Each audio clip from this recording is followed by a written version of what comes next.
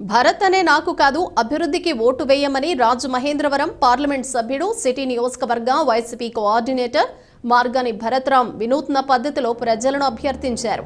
శనివారం నగరంలోని 25వ డివిజన్లో 2 కోట్ల రూపాయల వ్యయంతో చేపట్టే సీసీ రోడ్ల నిర్మాణానికి శంకుస్థాపన చేశారు. స్థానిక 25వ వార్డులో పాత అన్నపూర్ణ థియేటర్ వద్ద శంకుస్థాపన శిలాఫలకాన్ని ఎంపీ భరత్ ఆవిష్కరించారు. ఆయన మాట్లాడుతూ సుమారు కిలోమీటరున్నర మేర సీసీ రోడ్లను వివిధ వార్డుల్లో వేసేందుకు రాష్ట్ర ప్రభుత్వ ప్రత్యేక నిధులు 1.97 కోట్లతో చేపట్టడం జరిగిందన్నారు.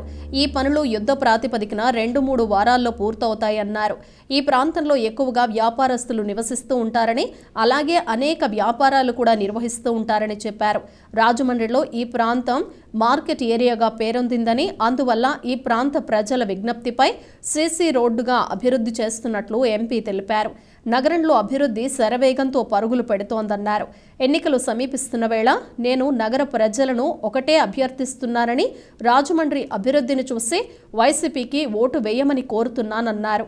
గత టీడీపీ హయాంలో అభివృద్ధి జరగలేదని, కేవలం వారి స్వలాభం కోసమే రాజకీయాలు చేస్తున్నారని విమర్శించారు. ఎంపీ అయిన తర్వాత నగర రూపురేఖలు సమూలంగా మార్చానని చెప్పారు. లోకల్ టీడీపీ నేత ఇంట్లో 3 రాజకీయ పదవులు పొంది నగరానికి ప్రజలకు కానీ ఏం చేశారో చెప్పగలరా అని ప్రశ్నించారు. అధికారంలో ఉన్న 15 ఏళ్లలో ఏం అభివృద్ధి చేశారో చెప్పగలరా అని ప్రశ్నించారు. ఇక్కడ జరిగినంత అభివృద్ధి రాష్ట్రంలో మరెక్కడా జరిగి ఉండదన్నారు. వైసీపీ నగర అధ్యక్షుడు అడప శ్రీహరి, నీలపాల తమ్మారావు, అడప రఘు, రొక్కం త్రినాథ్, ఉదయ్ భాస్కర్, మార్తి లక్ష్మి, శ్రీధర్, శంకర్, సుశీల, కనకదుర్గ, సుధా తదితరులు పాల్గొన్నారు. రాజమహేంద్రవరంలో 25వ వార్డు అన్నపూర్ణమ్మ థియేటర్ ఆ ప్రాంతంలో మొత్తము ఈ 25వ వార్డు మొత్తము 1 కిలోమీటర్న్నర దగ్గరగా మొత్తం సీసీ రోడ్లని ఈరోజు శంకుస్థాపన చేయడం జరిగింది.